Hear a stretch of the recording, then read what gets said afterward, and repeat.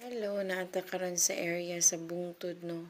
So as you can see, mahinog na lang gid siya tagad kay dugay jud siya ma-harvest usahay. Maabtan og tag 2 weeks no. So mo nang dagko kay siya dun sa mahinog na lang siya sa punuan.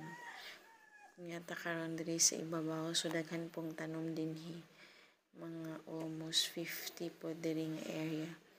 Natag-as na siya, lapas na siya tao. So, inig mo na og ka diri nga area, makita nimo nga na siya kakao, na ay lubi, na apod ko'y sili dito na dyan sa ubos dapit. So, I am thankful to God for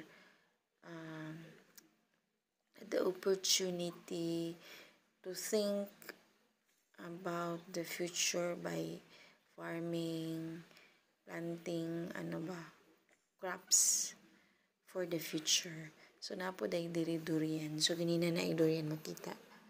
No? So, this place was a blessing and also kanang peaceful kayo ang huna pag naakadiri sa bukid. No? Not far away from the municipality. It is just a barangay city ba.